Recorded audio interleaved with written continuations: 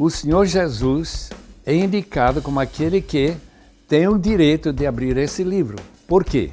Porque ele venceu, ele conquistou, através da paixão, sua morte na cruz, sua ressurreição, ele venceu para poder abrir esse livro.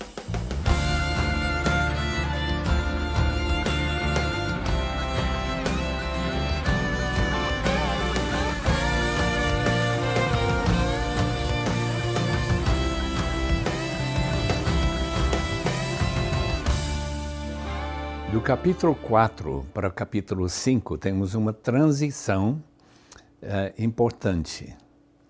Da adoração para o controle da história.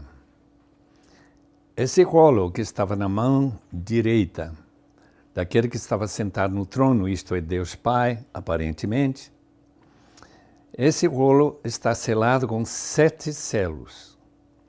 Aqueles 7 selos precisam ser rompidos para que a história progride debaixo do controle de Deus e particularmente do Senhor Jesus Cristo. Interessante que notar que o anjo poderoso levanta a questão de quem é digno de abrir aquele livro.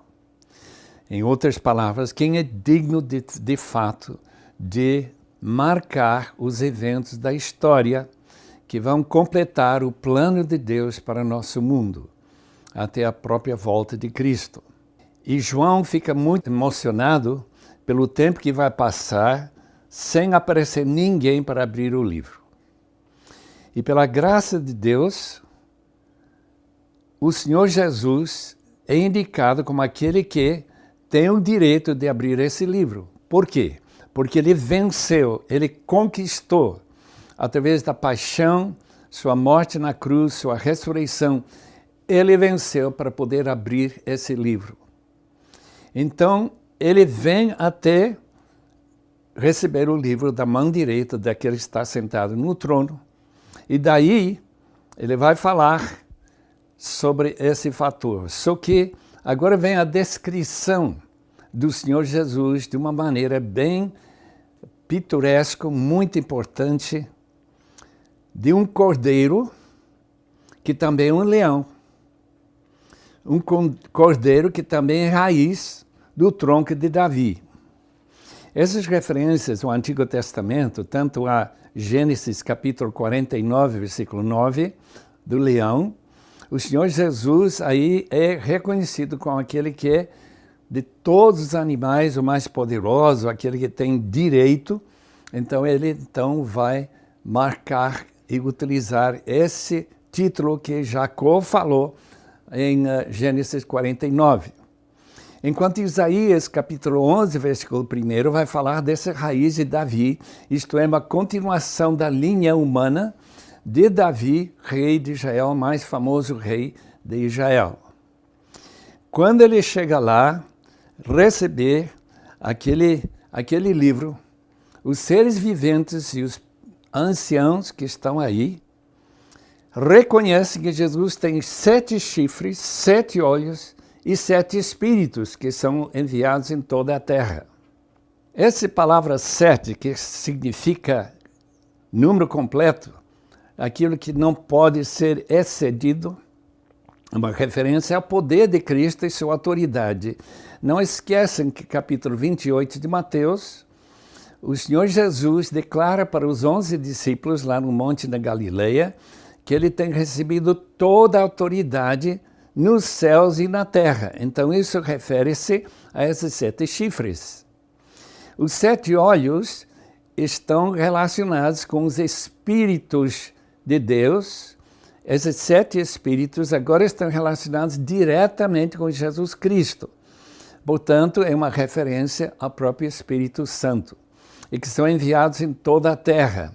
Logo nós vamos ver a razão que são enviados para toda a terra, já que todo mundo precisa conhecer que Jesus venceu e que está reunindo para si mesmo aqueles que foram comprados com seu sangue, nesse cântico que vamos falar daqui um pouco.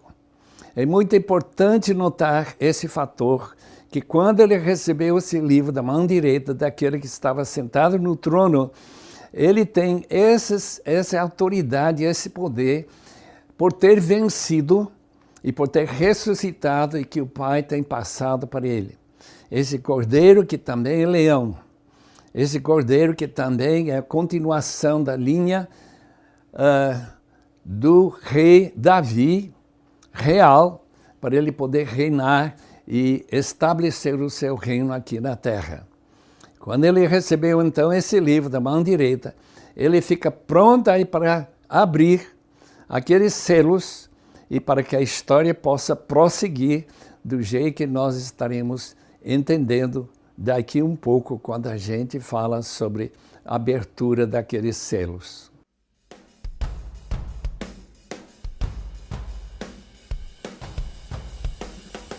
A visão do capítulo 5, como nós pudemos ouvir, ela de fato é fascinante. Nós estamos vendo esse capítulo que vai abrir espaço para depois nos dizer o que vai acontecer na história. Vamos ver aqui que temos essa sequência. Na primeira parte falamos sobre as 7 igrejas, mostrando o conhecimento e o poder de Deus e de Cristo Jesus sobre aquilo que acontecia com os cristãos que estavam sofrendo no Império Romano. E depois nós vamos já ver os selos que vão se abrir para revelar aquilo que vai acontecer com a ação divina ligada a esse Cristo que também é juiz na sequência da história. E aqui é interessante observar essa ideia de autoridade divina que é evocada lá no Antigo Testamento, tanto é que na mão direita está ali esse livro em forma de rolo, que aliás é interessante ver porque essa tradução que aparece na NVI, ela é uma tradução explicativa, porque nós estamos acostumados aos livros feitos hoje, que são livros diferentes dos livros antigos que eram feitos. Nesse caso, estamos pensando em pergaminhos feitos de couro de cabra, couro de ovelha, e que são enrolados e, portanto, esse livro em forma de rolo, ele era vedado de tal maneira, fechado, melhor dizendo, com selos, uma espécie de lacre, que a gente vai ter oportunidade de ver melhor isso, e isso fazia com que aquele conteúdo não pudesse ser violado. Então essa figura nos mostra a questão daquilo que realmente importa na história. A gente sabe que a história é uma referência um tanto quanto discutível. É necessário se pensar sobre o tempo. O tempo tem a sua, vamos dizer, sucessão assim chamada natural, mas a maneira de entender o tempo é uma maneira bastante peculiar e é pertinente a cada cultura. Grande parte das tradições pagãs antigas entendia o tempo como uma espécie de ciclo, uma espécie de ideia refém da natureza. Na visão bíblica, na visão do Apocalipse, vai se mostrar essa ideia de que a história tem começo, meio e fim. Ela tem um aspecto que caminha na direção de um desfecho apoteótico, e ela tem um centro que é o seu centro, vamos dizer, unificador e que lhe dá significado. Por isso, a questão é que quando se contempla toda essa relação de fatos e de elementos que estão à nossa disposição, que são aparentemente sem sentido e desconexos, como estavam sendo para aqueles cristãos que entendiam que Cristo vai um dia voltar, entendiam que as coisas estavam, de certa forma, debaixo do controle de Deus, mas como é que se liga tudo isso? O eixo de interpretação da história é cristocêntrico. Por isso, isso é levado na dimensão do coração individual do apóstolo João, que representa toda a comunidade cristã, e faz todo sentido ele chorar, porque alguém precisa abrir o livro que estabelece todo o significado e o sentido da história. E assim nós vamos ver que esse abrir do livro é tão valioso porque ninguém no céu e na terra tem condições de fazer isso e, portanto, ninguém é digno nem sequer de tentar fazer isso, nem de olhar para ele. Aí, o que a gente vai ver? Aquilo que foi bastante claramente comentado e que nós vamos perceber, esse Jesus que é o leão da tribo de Judá, ele que é a raiz de Davi, ele que é o cordeiro. E aqui é interessante não só o significado daquilo que a gente já pôde ter condições de entender, mas é a mistura de elementos aparentemente tão diferentes, que é essa realeza poderosa, essa realeza que está marcada nesse reino prometido a Davi, conforme nós podemos ver em 2 Samuel capítulo 7, da aliança de Deus com Davi, prometendo que daria uma casa para ele, e essa casa é o seu reino, que vai ser um reino que vai ser a maneira como tudo vai ser submetido a Deus, mas a associação disso com o cordeiro. E aqui é interessante a palavra arnion, palavra diferente, que é usado quase que só exclusivamente em Apocalipse e que etimologicamente tem um sentido de cordeirinho. É muito interessante o contraste, porque leão, no sentido da origem lá do Gênesis 49, é leão forte e poderoso, e o cordeiro é o mais cordeirinho possível. Não só mostra essa dualidade interessante, que apesar de Cristo ser tão poderoso e ao mesmo tempo ser aquele de quem se espera tudo, é compreensível que ele tenha sofrido, que a comunidade cristã agora esteja sofrendo. Isso não significa, o abandono de Deus significa a maneira diferente e insondável de Deus agir na história. E isso vai focalizar para a gente mais um aspecto um tanto quanto interessante, é que esse cordeiro, que parecia ter estado morto, agora cercado por todo mundo, ele ao mesmo tempo é esse cordeiro que tem 7 olhos, que tudo pode contemplar, está ligado com esses 7 Espíritos de Deus, e é interessante os 7 chifres, que envolve a ideia de poder total. E aqui a gente vai ver esse elemento de que todo poder se concentra em Cristo, ao mesmo tempo Cristo é aquele tão simples, tão distinto da glória pomposa dos imperadores romanos e dos reis da época. E não só isso é feito, mas a conexão da história na dimensão da pessoa de Cristo, mas também da história no eixo do seu aspecto de redenção, porque o Cordeiro, sem dúvida alguma, evoca o que vamos ver em Levítico, no sacrifício, a ideia de que o sentido da história não é só o domínio, o controle, o poder de Deus, mas a salvação que é produzida em Cristo Jesus, que está em contraste com aquela ideia de domínio, poder, de opressão e de destruição que existe em todos os impérios marcados pela mão de domínio meramente humano. Por isso, é impressionante, é fascinante toda a conexão das diversas metáforas que nos levam a reconhecer esse poder, esse centro histórico do Cristo Todo-Poderoso e Redentor e Salvador de todos os que nele creem.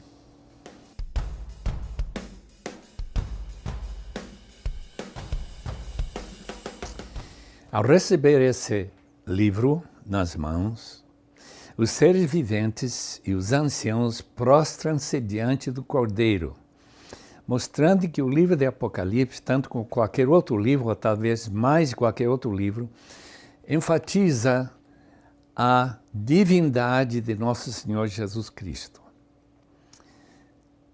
Ele é o Cordeiro, sim.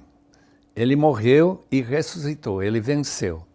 Mas ele também é Deus na pessoa de Jesus Cristo, Filho divino e eterno.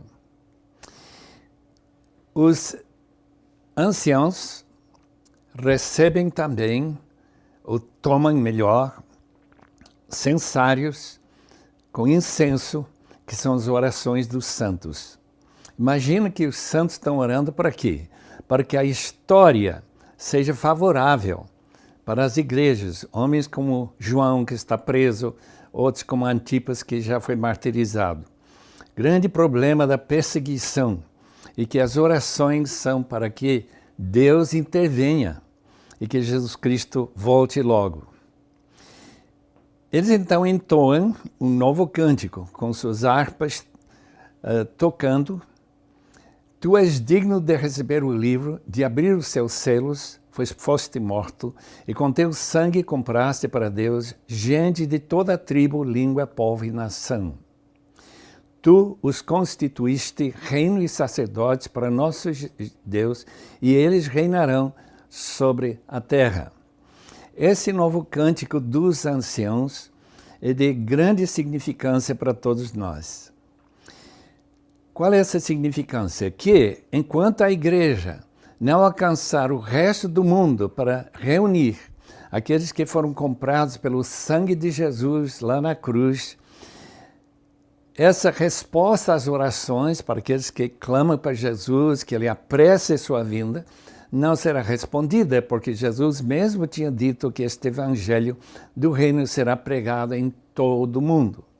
E ainda não tinha alcançado nem uma pequena parte do mundo nessa parte da bacia do Mediterrâneo. O mundo é muito maior do que essa bacia. E esses anciãos, reconhecendo essa realidade, falam de que de todas as tribos, povos, línguas e nações, precisa reunir aqueles que vão crer no Senhor Jesus e entregar suas vidas e prostrar-se diante do mesmo Cordeiro que os anciãos e os seres viventes se prostraram.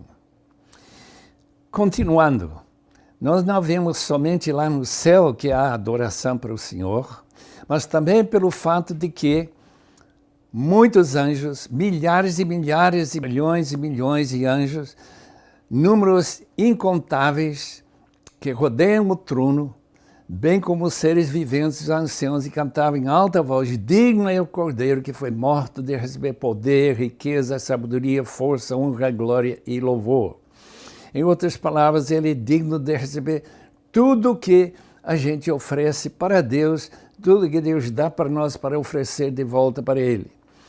Especialmente reconhecimento do poder que Deus dá para nós através do Espírito, a riqueza através do dinheiro que a gente coloca nas suas mãos para retornar para Ele, em reconhecimento que Ele é digno, a sabedoria que a gente dá para a gente utilizar para a glória dEle, a força física, é a palavra que se usa aqui, a honra, que é a glória e o louvor, tudo pertence ao Cordeiro, porque Ele venceu e nos transformou em parte do seu reino, nos incluiu nesse reino.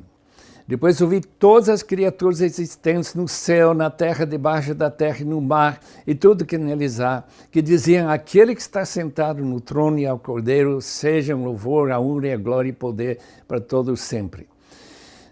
Da cena celestial, com todos esses inumeráveis anjos, agora passa para a terra, em que toda a terra é conclamada para dar sua honra ao Senhor. Honra, glória e poder para todos sempre. Em outras palavras, quando o fim chegar, fim da história, esses poderes contrários, esses poderes que são controlados pelo demônio, aqueles poderes que estão representados em Roma, força perseguidora, como também daqueles que se encarceraram a João. Esses todos estarão dobrando o joelho diante do Cordeiro. Foi justamente a palavra que Paulo também fala em Filipenses capítulo 2, por causa da submissão de Jesus, de ser o servo do Senhor, de dar sua vida por nós. Ele é exaltado e dado o nome que está acima de todo nome. Esse nome também Kurios. De fato, em Roma tem um Kurios, mas ele é inferior a este Kurios que receberá esta glória e reconhecimento do mundo inteiro. Nós aguardamos a complementação desse acontecimento no futuro ainda, mas graças a Deus, nesses últimos anos, Deus tem feito grandes maravilhas em levar aqueles que foram comprados pelo sangue de Cristo a se dobrar diante do Senhor Jesus.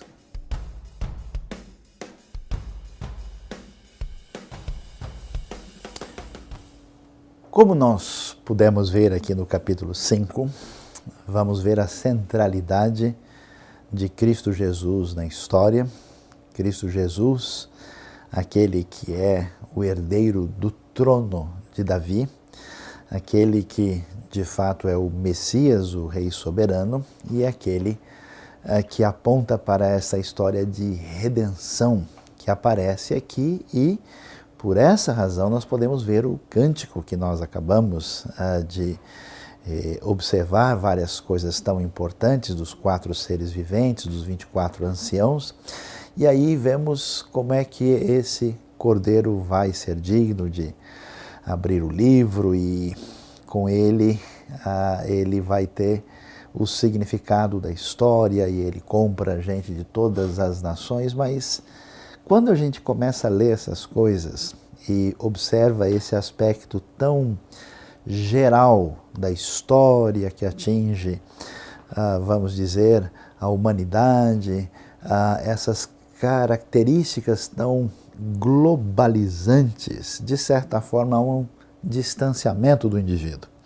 Assim como há um problema, como a gente pensa numa perspectiva particularista, que parece não ter sentido para todo mundo, quando a gente se distancia demais na direção do céu, na direção daquilo que parece ser mais abstrato, metafísico e geral, a coisa parece que se afasta da realidade do indivíduo comum.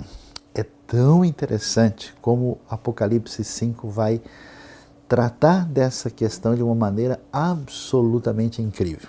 Talvez o ponto, foco central que nos faz sentir como isso é trabalhado aparece no verso 10, quando ele fala das pessoas que foram salvas, compradas, resgatadas de todo o povo, tribo, língua e nação, mas vai dizer algo muito especial, que é: tu os constituíste reino e sacerdotes para o nosso Deus, e eles reinarão sobre a terra.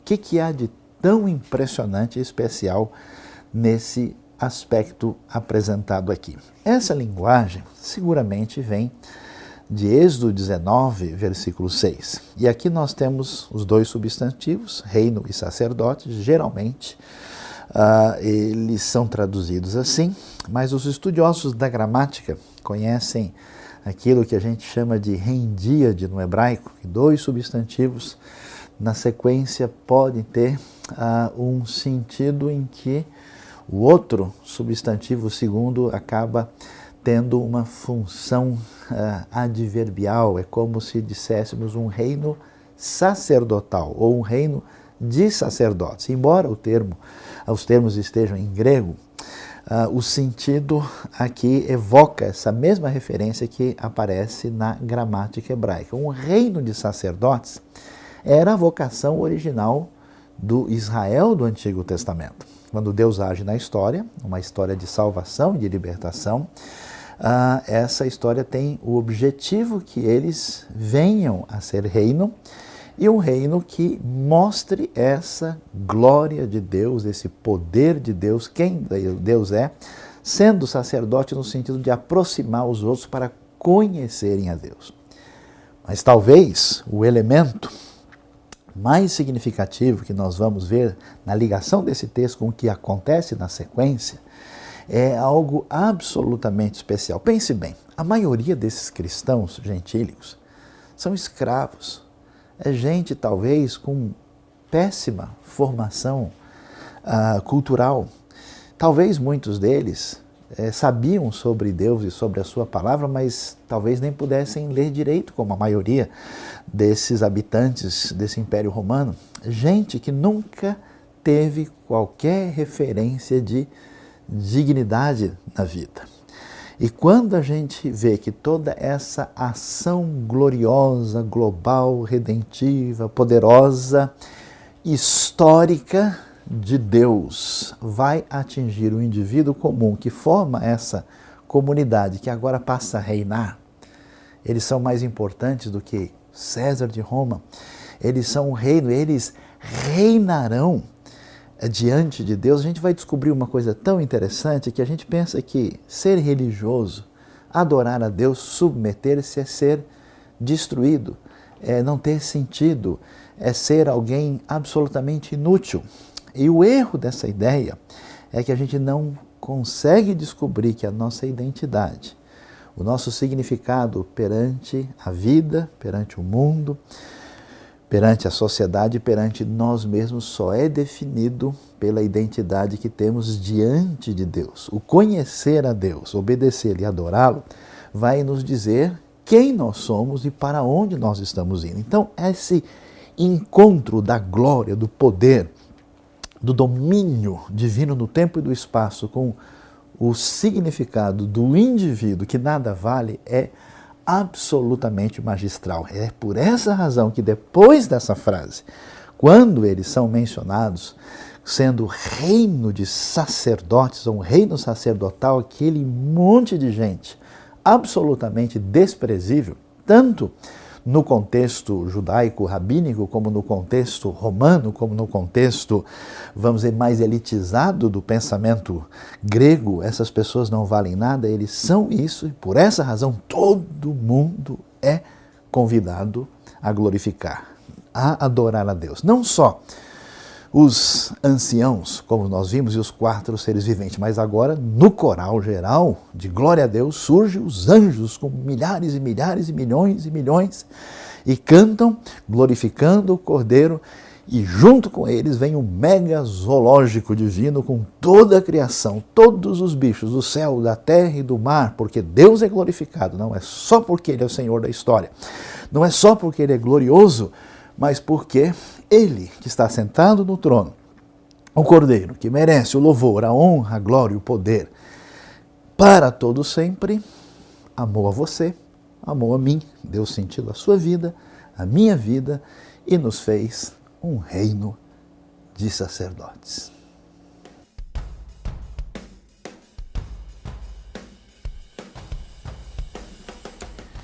Nós somos parte da família mais feliz da Terra. E a razão dessa felicidade é a fé que nós temos naquilo que aconteceu historicamente nesse local, a ressurreição de Cristo. Nós não sabemos se Jesus realmente foi sepultado aqui, ou que este túmulo foi de José de Arimateia. Mas uma coisa sabemos, que por aqui, não longe daqui, um jardim semelhante a este aqui, foi local onde estava cavado esse túmulo na pedra.